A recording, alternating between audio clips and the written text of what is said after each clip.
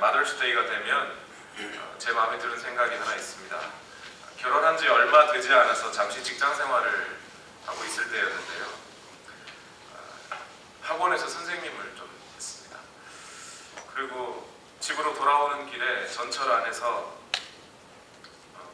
서울은 밤 10시가 돼도 전철이 붐비기도 하니까요. 옆에 서 있던 아가씨인지 아줌마인지 정확하게 알 수는 없습니다.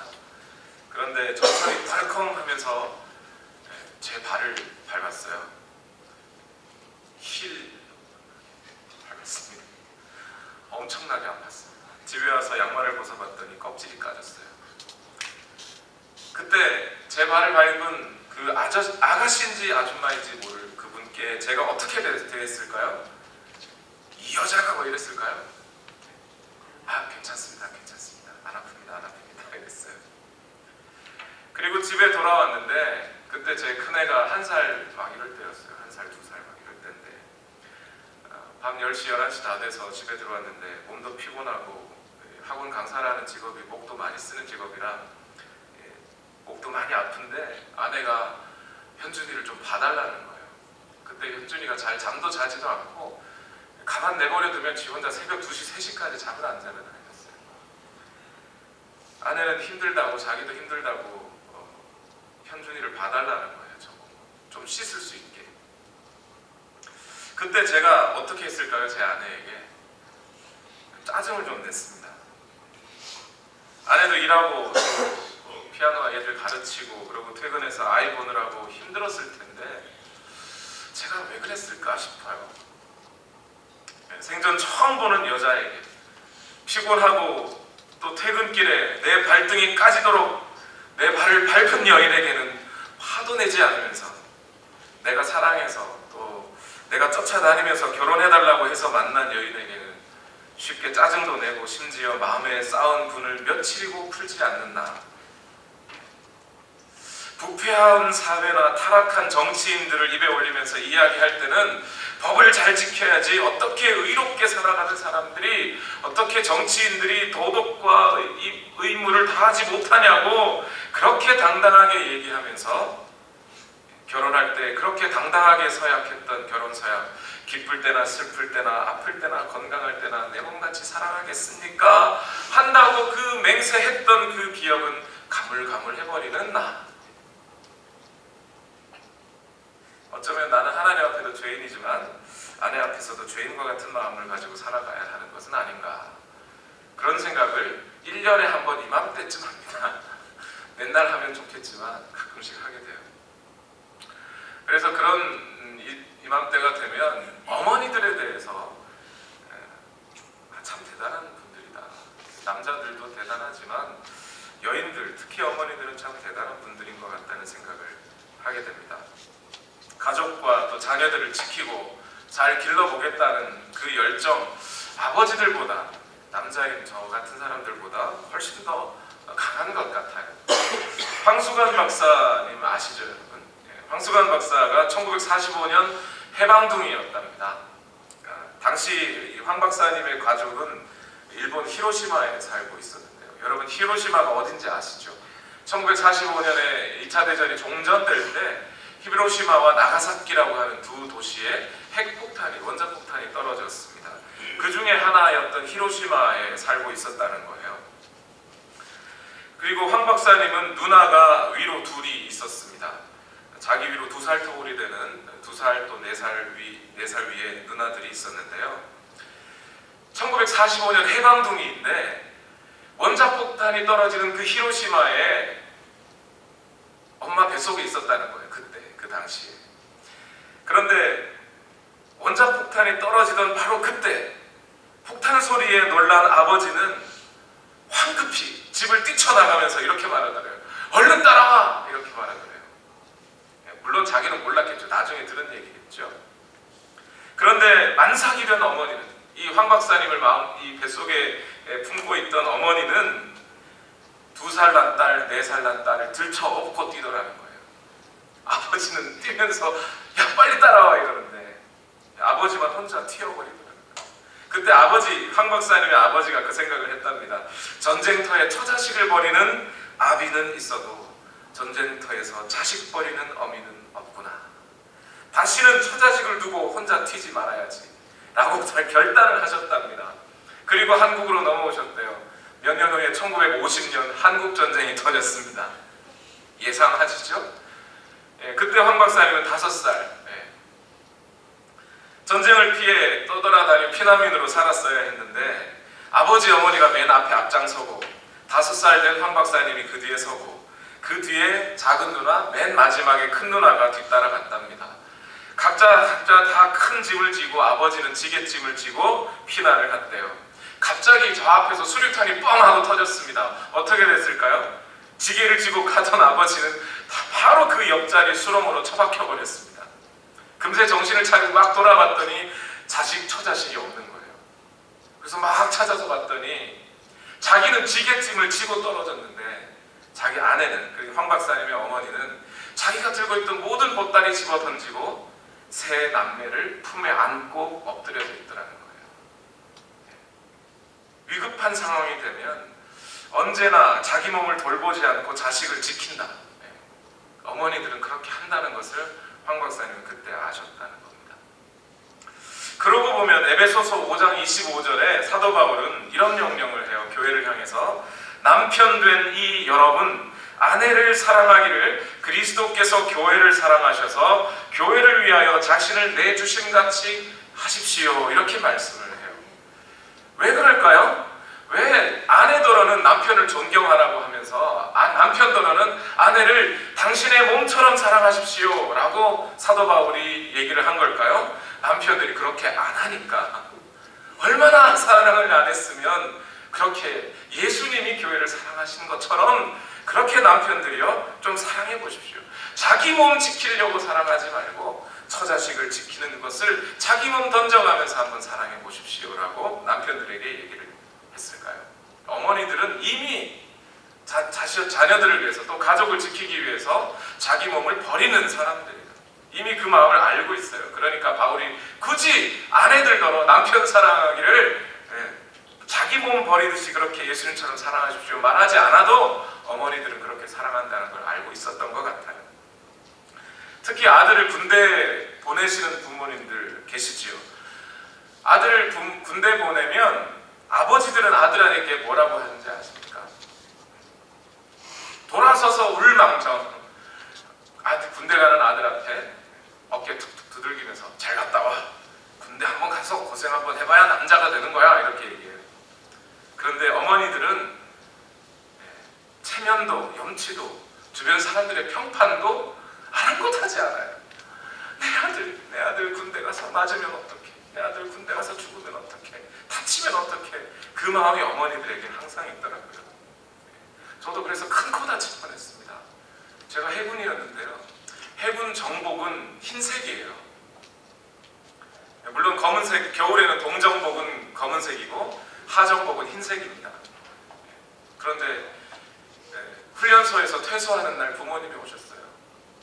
퇴소식이 딱 끝나고 부모님을 만나야 되는데 부모님들 자기 아들을 찾아가십시오 하고 이제 부모님들이 이제 아들을 찾아가는데 저희 아버지는 좀 천천히 걸어오셨어요.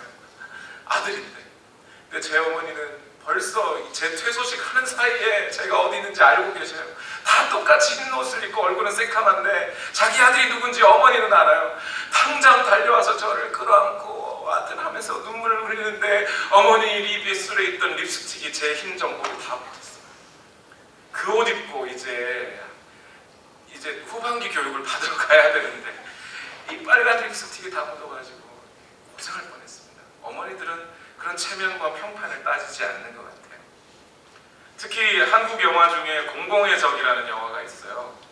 거기 보면 이 공공의 적이라는 영화가 어떤 영화냐면 부모를 죽인 폐륜범, 부모를 죽인 범인을 형사가 추적 끝에 잡아내는 이야기예요. 그런데 거기에 보면 이 범인이 아버지와 어머니를 둘 다 칼로 찔러 죽입니다. 그런데 아버지는 끝까지 이놈의 자식 하면서 막 싸워요. 그런데 이 범인이 아버지를 찔러 죽이다가 이 칼을 잘 쓰지 못하는 바람에 자기 손톱을 자르게 됩니다. 근데 어머니는 어떻게 했을까요? 자기 칼에 맞아 아들의 칼에 맞아 죽으면서도 어머니는 어떻게 하냐면 그 손톱 때문에 아들이 감옥 갈까 봐 그 어머니는 손톱을 집어삼킵니다. 증거인멸을 시도하시는 거예요. 그게 어머니인 것 같아요. 그런데 여러분, 이쯤에서 제가 한 가지, 어머님들께 한 가지 여쭤보려고 합니다. 하나님을 잘 섬기고 교회 열심히 다니고 헌금도 잘하고 교회 일에서 충성도 하고 봉사도 열심히 해서 다른 사람들을 잘 섬기고 그리고 자녀들도 그렇게 헌신적으로 길렀는데, 여러분 그렇게 헌신적으로 일을 했음에도 불구하고 여러분의 인생에 험난한 파도나 고난과 어려움이 닥쳐오지 않을까요?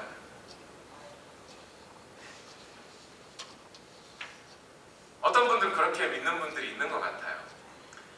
하나님을 잘 믿고 잘 섬기고 내 자식 잘 기르면 내 인생에 고난은 없을 것이다. 있으면 안 돼. 나 같은 사람이 고난 받으면 되나 할 정도로 그런 마음을 갖고 사는 분들이 좀 계신 것 같아요. 그런데 성경은 분명히 이런 사람도 있다는 얘기를 합니다. 성경에 나옴이라고 하는 여인이 있어요. 여러분 아마 기억하실 거예요. 그렇죠? 남편 엘리멜렉과 함께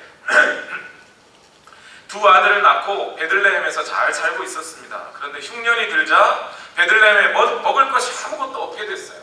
베들레헴이라고 하는 이 도시 이름 자체가 베이트레헴, 빵집이라는 뜻이에요. 그만큼 이 빵이나 곡물이 풍성하게 나는 곳이라는 뜻인데 그곳에 가뭄이 들었어요. 아무것도 할 수 있는 게 없어요. 먹을 게 없어요. 그래서 엘리멜렉이라고 하는 가장이 결단을 합니다. 우리 이 땅에서 살기 어려우니까 모압 땅으로 가자. 그래서 모압 땅으로 갔어요. 나오미는 남편만 믿고 모압 땅으로 갔습니다. 우리처럼 이민자로서 살게 된 거죠. 그런데 이민 온지, 모압 땅으로 이민 온 지 얼마 되지 않아서 남편 엘리멜렉이 죽어버립니다. 두 아들만 남았어요. 그런데 이 두 아들은 결국 이방 땅에서 살아야 하기 때문에 모압 여인과 결혼해서 살게 됩니다. 그리고 그 두 아들이 결혼한 지 약 10여 년이 지난 후에 나오미가 죽으면 다행인데 두 아들이 먼저 죽어버렸어요. 그래서 두 며느리와 나오미만 홀로 남게 됩니다. 여러분 이 정도 어려움이라면 이거 누구나 겪을 만한 어려움인가요? 사실 이 세상에 이 정도의 어려움 안 겪고 살다 죽는 사람 정말 많습니다. 나오미와 같은 어려움,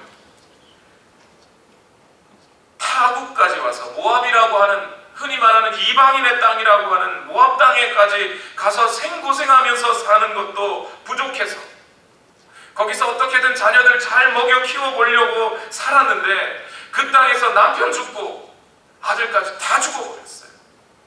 이방인으로 맞아들였던 며느리밖에는 남지가 않았어요. 그 두 며느리 중에서도 맏며느리는 떠나버렸죠. 이쯤 되면 그냥 고난이라고 하기에는 참 어려운 상황이 아닐까요?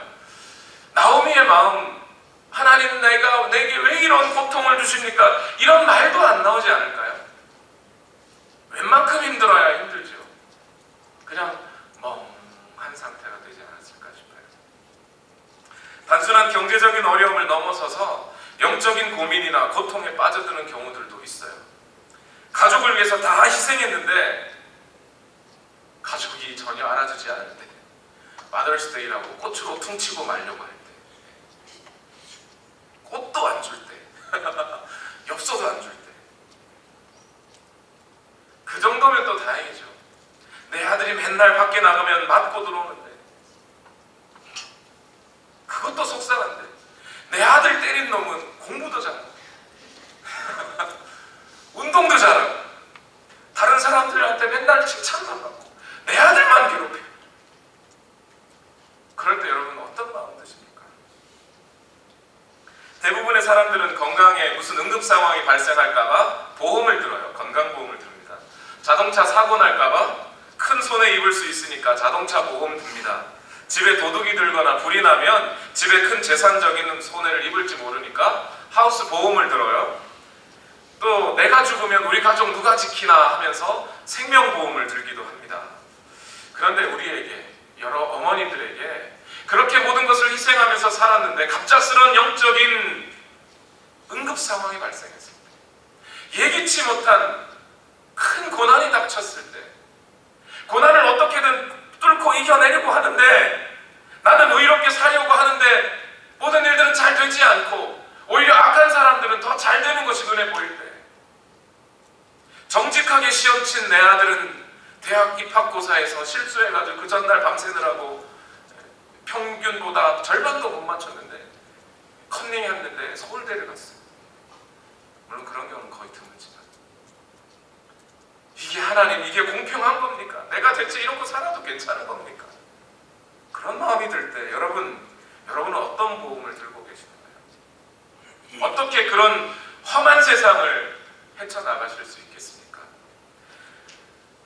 보통 그런 험한 상황, 어려운 고난, 그런 경우를 닥치면 대부분의 사람들은 이와 같은 반응을 합니다. 오늘 시편 37편 1절 말씀에 이렇게 말하죠. 악한 자들이 잘 된다고 해서 속상해하지 말며 불의한 자들이 잘 산다고 해서 시세워하지 말아라. 한국에만 있는 단어 있죠. 엄친아라는 단어. 엄마 친구 아들이라는 단어가 있어요. 엄마들이 아이들에게 막 잔소리하면서 엄마 친구 아들은 공부 잘하고 엄마 친구 아들은 운동도 잘하고 엄마 친구 아들은 잘생겼고 실제로 있는 아이가 아니라 엄마 친구 아들이라는 아이들이 있는 거죠. 누군가가 잘 되면 심지어 그가 악한 일이라도 잘 되면 보통 어머니들은 아버지들은 잘 안 그러는 것 같아요. 아버지들은 좀 내비도 이러는데 어머니들은 속상해요. 그게 너는 왜 그렇게 못하니? 너는 왜 안 되니? 힘들어요. 불평하지 말라는 거예요. 우리를 분노하게 하고 속상해하게 만드는 상황에서 직접 화내거나 속상해하지 말라는 겁니다. 못된 사람이 와서 나와 우리 가정에 악을 행한 사람이 잘 된다고 해서 우리의 그것에 대해서 시세워하지 말기를 바랍니다고 시편 기자는 말합니다. 동시에 시편 37편 8절도 한번 읽어보시죠. 다 같이 오늘 본문입니다. 8절 시작. 노여움을 버려라. 격분을 가라앉혀라. 불평하지 말아라. 이런 것들은 오히려 악으로 기울어질 뿐이다. 우리에게 험한 상황이 닥친다 하더라도 우리의 영적인 어떤 고난과 영적인 심한 그런 어떤 어려운 상황들이 닥친다 하더라도 노여워하지 말고 분노하지 말고 불평도 하지 말아라는 거예요. 그런 것은 오히려 자신의 어려움과 고통을 배가시키기만 하고 영적인 어떤 심한 어떤 함정에 빠지게만 만들 수밖에 없다는 거예요. 대신 그러면 어떻게 해야 됩니까?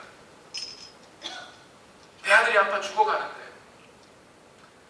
내 아들을 때리고 심하게 고통 준 아이는 저렇게 잘 되고 있고 특히 우리 세월호에 아이를 잃은 부모님들 내 아이 제대로 한번 키워보지도 못하고 힘들게 키우다가 제대로 그 인생 꽃도 피워보지 못하고 그 삶을 마무리 지었는데 부정과 부패로 정권을 잡은 사람들, 공무원이 된 사람들, 권력을 쥔 사람들, 그 사람들의 삶은 그 사람들 애들은 다 유학 가서 다 잘 살아요. 우리는 여기가 유학이네요. 그렇죠? 어떻게 해야 되겠습니까? 분노하시겠습니까? 속상해 하시겠습니까? 불평하시겠습니까? 그러지 말라는 거예요. 대신 이런 험한 세상에서 이런 고난에 바르게 대처하기를 바란다고 시편 기자는 말합니다. 첫 번째, 오늘 4가지인데요. 짧게 말씀드릴게요. 이런 험한 세상에 어머니로서 또 부모로서 자녀들 앞에 바르게 이 험한 세상을 대처할 수 있는 방법 첫 번째는 뭐냐면 하나님을 신뢰하는 겁니다. 목사가 돼서 하나님을 신뢰하라는 말밖에 못하냐고. 그 말밖에 못하겠습니다. 오늘 시편 37편 3절 말씀을 우리 다 같이 한번 읽어보겠습니다. 시작. 주님만 의지하고 선을 행하여라. 이 땅에서 사는 동안 성실히 살아라. 이 시편을 쓴 사람은 누구냐면 다윗으로 되어 있습니다. 시편 37편은. 다윗이 이 말을 하게 된 배경이 뭘까요? 정확하게 알 수는 없지만 다윗이 엄청난 시련과 고통과 고난 속에 있었던 때인 것 같습니다. 시편을 연구하는 학자들은 아마 이 시편을 지었을 때 다윗은 사울에게 쫓겨 평생을 거의 근 20년, 30년 되는 세월을 사울이라고 하는 사람에게 쫓겨서 도망자 신세로 살 때였던 것으로 기억합니다. 아니면 이때가 아니면, 만약 그때가 아니라면 다윗의 아들 압살롬이 아버지 다윗을 반역하고 다윗 왕궁에 침입해 들어오고 다윗의 아내들을 겁탈하고 다윗은 그 압살롬 아들로부터 쫓겨서 이방의 땅에까지 도망가야 했었던 그때 지은 시가 아닐까라고 생각합니다. 어찌되었든 간에 다윗은 이때 이런 말을 하는 거예요. 악한 자들이 잘 된다고 해서 그 악한 자들 때문에 내 인생이 도망자 신세가 되어서 다닌다고 할지라도, 아니 심지어 내 아들이 나를 반역하고 나를 쫓아온다 할지라도 나는 노여워하지 말고 분노하지 말고 불평하지 말고 악으로 기울어지지 아니하고 오직 누구만 의지하자는 거예요? 하나님만 의지하자는 거예요. 이것은 왜 하나님을 의지해야 되는 거예요? 하나님이 어떤 분이시기에요? 하나님은 그 성품이 선하신 분이라는 것을 믿겠다는 거예요. 하나님의 말씀이, 하나님의 약속이 우리를 지켜주겠다고 약속하셨기 때문에 그 약속을 신뢰하겠다는 거예요. 하나님께서 우리를 부르신 목적은 우리를 의롭게 인도해 주실 것이라고 하는 그 목적, 그것이 있기 때문에 악을 악으로 갚지 말고 선으로 악을 이겨내라고 말씀하는 겁니다. 하나님을 의지하십시오.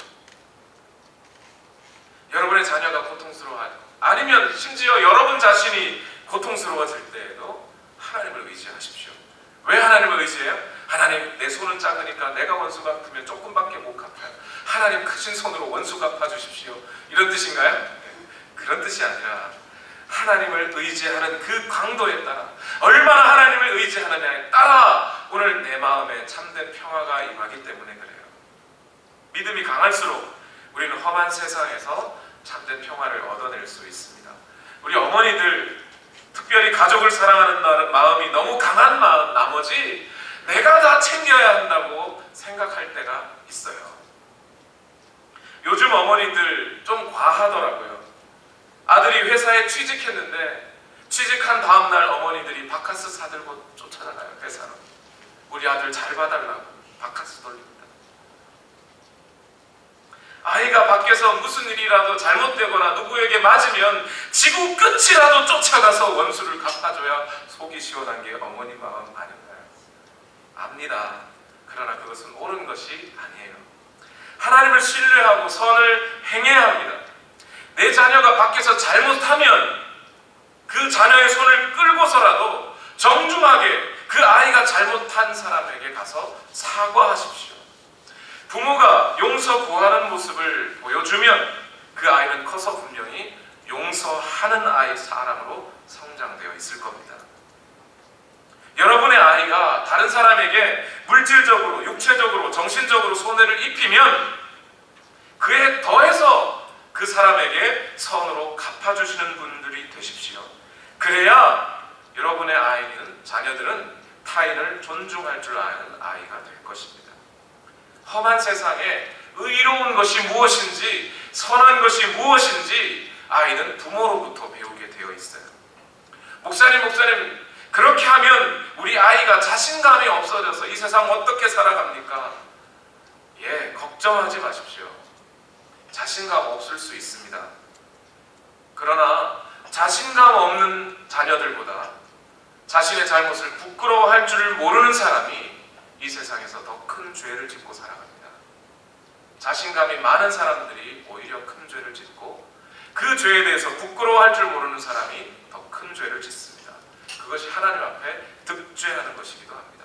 그렇기 때문에 여러분 부모님들이 어떤 상황에서, 어떤 억울한 상황에서도, 불평할 만한 상황에서도 여러분의 자녀들 앞에서 선을 행하고 의로운 행위를 하시는 분 되십시오. 그것이 이사야 43장 5절에 내가 너와 함께 있으니 두려워하지 말아라. 내가 동쪽에서 너의 자손을 오게 하며 서쪽에서 너희를 모으겠다라고 하신 하나님의 약속을 신뢰하십시오. 그러면 어떤 어려움 중에서도 험한 세상에서도 선을 행하는 부모가 될 수 있습니다. 두 번째로, 첫 번째는 하나님을 신뢰해야 되는 거죠. 두 번째는 어떻게 해야 됩니까? 하나님을 기뻐하십시오. 이 험한 세상에서 하나님의 뜻대로 어떤 영적인 또는 육체적인 물질적인 어떤 고난과 환경 속에서도 그 모든 어려움들을 뚫고 일어나시는 여러분 되시기를 원하신다면 하나님만 기뻐하십시오. 시편 37편 4절을 보시겠습니다. 시편 37편 4절 말씀 다 같이 읽어볼까요? 시작! 기쁨은 오직 주님에게서 찾아라. 주님께서 내 마음의 소원을 들어주신다. 이렇게 말씀합니다. 기쁨은 오직 주님께서 찾으라. 그러면 모든 기쁨은 주님에게서 찾으라는 이 말은 누구에게서 찾지 말라고요? 그러니까 주님 안에서 기쁨을 찾으십시오. 이렇게 말하면 주님 안에서도 기쁨을 찾고 다른 데서 찾아도 문제는 안 돼요. 그런데 오늘 시편 기자는 주님 안에서만 기쁨을 찾으십시오. 이렇게 했어요. 그러면 뭐에 대해서는? 여러분의 남편이나 여러분의 아내나 여러분의 자녀에게서도 기쁨을 찾으려 하지 말라는 얘기예요. 그게 왜 그럴까요? 자녀들이 기쁨을 줄 때가 있지 않습니까? 때로 남편이 1년에 한 번 정도는 기쁨을 줄 때가 있지 않아요? 이게 무슨 말씀일까요? 아들만 보고 좋아하는 사람은 있어요. 딸은 별로 안 좋아하고. 세상 살면서 남편이 제구실 못하다 보니까 하나 남은 아들만 보고 네가 내 소망이야 하면서 살아요. 아마 저 아들을 위해 열심으로 수고하고 희생했으니까 저 아들과 함께 평생 내가 함께 살 거야. 사라집니까? 못 살아요. 그런 아들이 결혼을 했어요. 아들이 결혼했는데 아들만 보고 기쁨을 두고 살았던 어머니는 어떻게 해요? 실험 첫날 밤에 베개 들고 찾아가요. 제 할머니가 그랬어요. 아들 어떻게 사나 몰라. 결혼한 아들이 가끔 아내 편을 들면 서운해요. 너만 보고 살았는데. 그러면서 마음에 심한 갈등이 생깁니다. 하나님 이렇게 말해요. 그러지 말고 아들에게서 기쁨을 찾지 말고 하나님께서 기쁨을 찾아라. 하나님 안에서 기쁨을 찾아라. 이 세상의 어떤 것들에다가도 기쁨을 두게 되면 그 세상의 것이 사라질 때 그 기쁨도 함께 사라지고 그 기쁨이 사라질 때 너희의 소망도 사라지지 않느냐. 영원히 변함없는 하나님 안에만 기쁨과 소망을 두고 살아야 한다. 그래야 이 험한 세상에 이 어려운 세상에서도 주님 안에서 기쁨을 찾고 소망이 사라지지 않는 이유로 살아가게 된다는 겁니다. 세 번째, 첫 번째는 뭐였죠? 하나님께 신뢰하고. 두 번째는 하나님만 기뻐하고. 세 번째는 하나님께 맡겨야 합니다. 오늘 시편 37편 5절 말씀을 다 같이 읽어보겠습니다. 시작! 내 갈 길을 주님께 맡기고 주님만 의지하여라. 주님께서 이루어 주실 것이다. 이렇게 말합니다. 우리의 의지, 우리의 소망, 우리의 계획 이런 거 다 하나님께 맡겨드리고 하나님의 인도하심만을 바라며 기다리는 거예요. 때로 우리 앞에 닥쳐진 현실의 어려움은 우리가 우리 자신의 길과 우리 방법대로 살았기 때문에 찾아온 어려움일 수 있어요. 하나님이 가라고 하는 길 따라, 하나님이 인도하시는 그 길 따라 간 게 아니라 내 선택대로, 내가 하고 싶은 대로, 내 마음대로 살았기 때문에 어려움을 당할 때가 있어요. 또 때로는 어떤 경우도 있냐면 자녀들에게 하나님의 뜻을 물어보지 않고 자녀들의 미래와 자녀들의 계획에 대해서 하나님이 어떻게 생각하시는지 물어보지 않고 내가 내 생각대로 내 자녀들이 얘는 공부 못해, 얘는 이거 시켜야 돼. 얘는 공부 잘하니까 얘는 이거 시켜야 되라고 하면서 내가 내 자녀들의 앞날을 결정하고 그대로 밀어붙였던 경우들이 있다는 거예요. 그러다가 그 자녀들이 인생에 있어서 어려움과 고난을 당하는 경우도 있다는 겁니다. 그러므로 오늘 여러분, 우리 어머니들, 여러분의 사랑과 여러분의 자녀들과 가족을 향한 사랑 감사하고 정말 존경합니다만, 그러나 때로 여러분들이 먼저 그 자녀들의 삶을 결정지어버리는 그런 실수는 범하지 마시길 바랍니다. 그 인생을 하나님께 맡겨드립시오. 맡긴다는 것은 그냥 내버려 둔다는 건 아니에요. 너 잘 때, 네 하고 싶은 대로 해. 이건 맡기는 게 아니에요. 그것은 그 자녀의 인생을 자녀에게 맡기는 거죠. 너 하고 싶은 대로 해 하는 것은 네 인생이니까 네가 알아서 해야 하는 말밖에 되지 않습니다. 그 자녀의 인생을, 여러분 가정의 인생을, 또한 여러분 자신의 인생을 하나님께 맡긴다는 것은 하나님께 기도한다는 걸 의미해요. 머리로만 알지 말고 실천해야 되겠죠. 뭘 알고 있어요, 여러분? 믿음의 기도를 드리는 부모의 자식은 절대 망하지 않는다는 걸 우리는 알고 있어요. 실천해야 되겠죠. 나와 내 가정과 그들의 앞날을 내가 다 컨트롤하려고 하고 내가 결정지어서 하려고 하면 그 아이는 나만큼밖에 잘할 수 없어요. 그러나 그 아이의 인생을 하나님께 맡겨드리고 하나님의 인도하심 속에 기도를 드리게 되면 그 아이는 하나님이 인도하시는 위대한 삶으로 들어가게 됩니다. 여러분, 기도하십니까? 우리 어머니들, 여러분이 사랑하는 자녀들만큼, 그 사랑의 크기만큼 기도하고 계십니까? 내 아이가 오늘 학교에서 뭐 했는지, 뭐 먹었는지, 친구들하고 잘 지냈는지 그 점검하시면서 오늘 내가 하나님 앞에 자녀를 위하여 기도하는 것은 점검하고 계신가요? 점검하셔야 돼요. 그래야 이 험한 세상에 바르게 살아가실 수가 있어요. 마지막으로 네 번째입니다. 첫 번째는 하나님을 의지하고 신뢰하고, 두 번째는 뭐였죠? 셋만 되니까 기억이 안 나. 뭐였죠? 하나님을 기뻐하고, 세 번째는요, 하나님께 맡기고, 마지막은 뭐 해야 되냐면 하나님의 손길을 기다리는 겁니다. 잠잠히 주님만 바라는 거예요. 7절 다 같이 한번 읽어보겠습니다. 7절 다 같이 읽겠습니다. 시작. 잠잠히 주님을 바라고 주님만을 애타게 찾아라.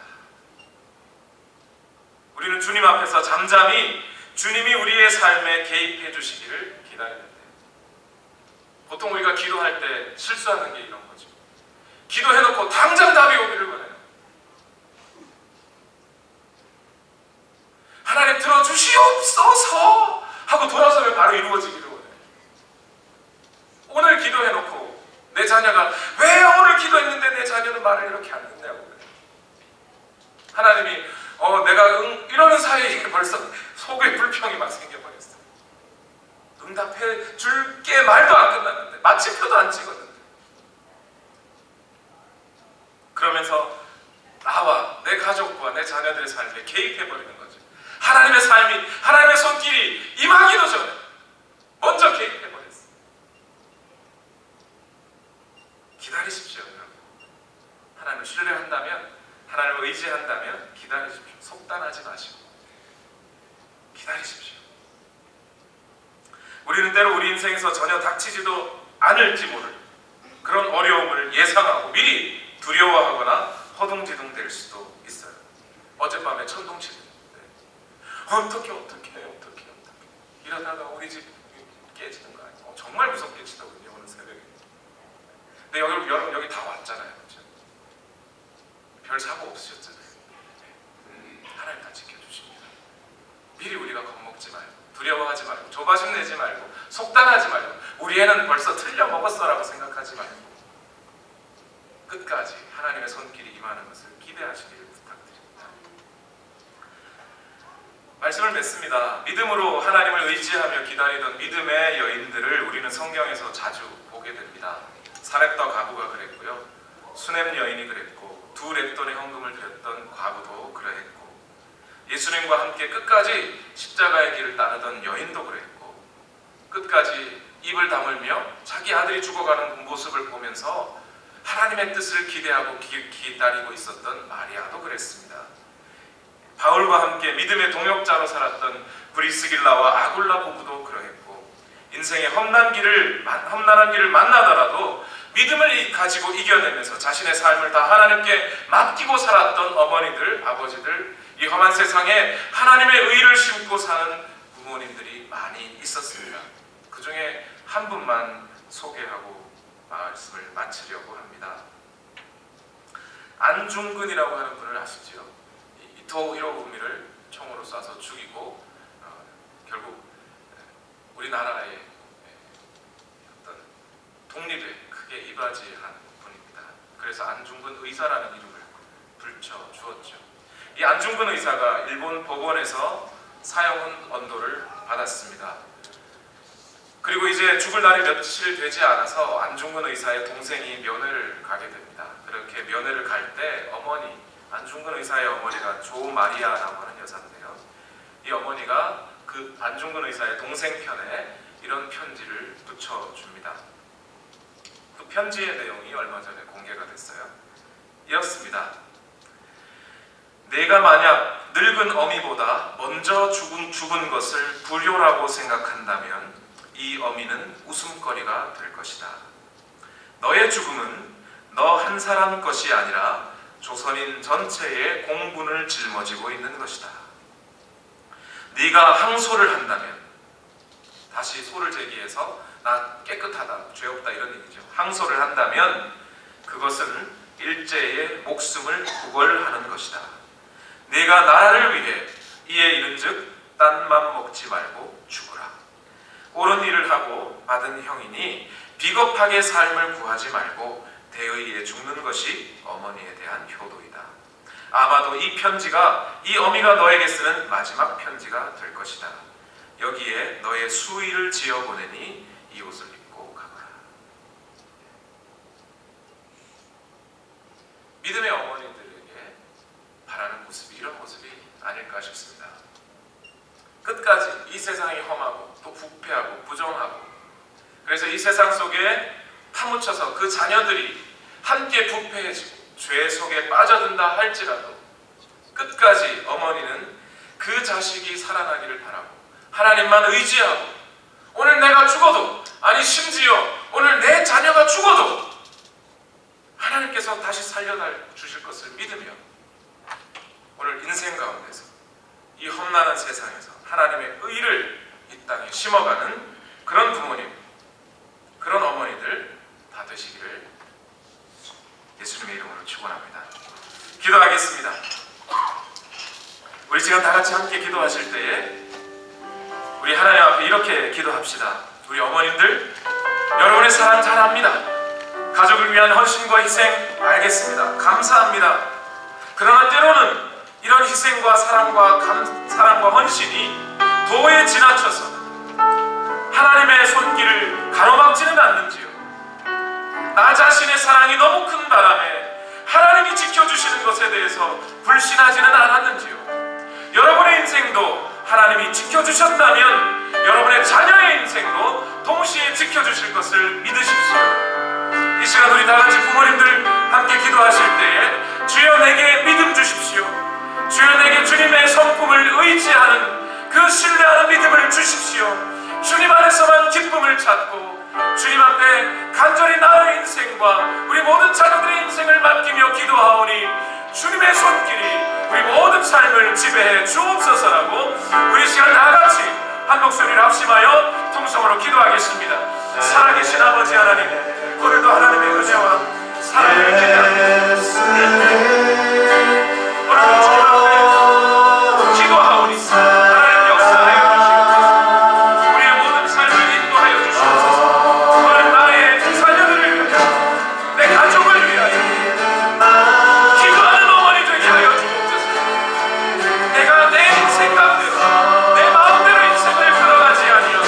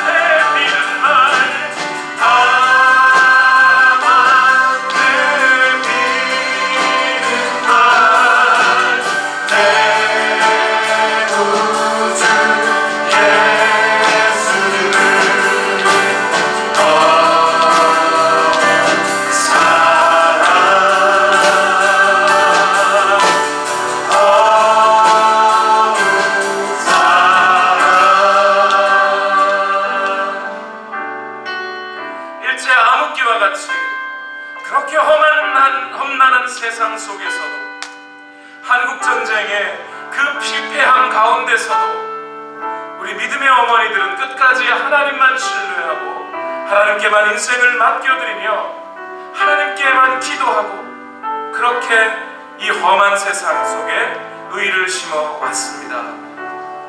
이뿐만이 아니라 성경 속에 나타난 그 많은 사람들이 믿음을 지키고 험난한 생활 속에서도 오직 하나님의 의를 기대하며 하나님의 의를 이루며 자녀들을 양육하였습니다. 오늘 또 역시 험한 이 세상을 당하신 여러분, 어떻게 여러분의 가정을 지키시고 어떻게 여러분의 자녀를 양육하시겠습니까? 어떻게 이 험한 세상 가운데 우리 가정이 하나님 앞에 올바로 선 가정이 되겠습니까? 먼저 우리 어머니들이 하나님만 의지하고 미래에 대한 불확실성 속에서도 오직 하나님께서 지켜주실 것이라는 것을 믿고 하나님께만 기도하며 그렇게 나아가시는 여러분 되시기를 축원합니다. 기도하겠습니다.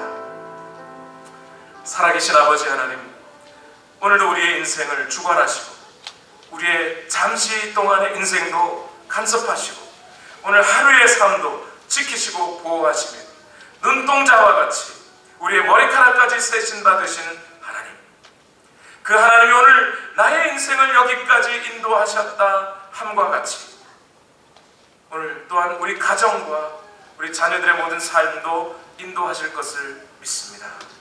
하나님, 우리 모든 오늘의 교회의 백성들, 하나님의 가족들 모두가 이 믿음의 백성으로 자라게 하시고 오직 하나님만 의지하고 기뻐하며 주님께만 의탁하는, 기도하는 우리 어머니들, 아버지들 다 되게 하여 주시옵소서.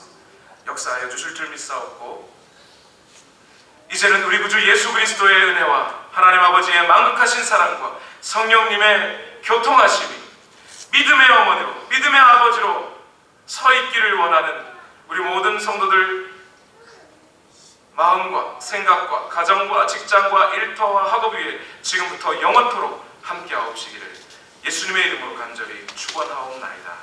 아멘.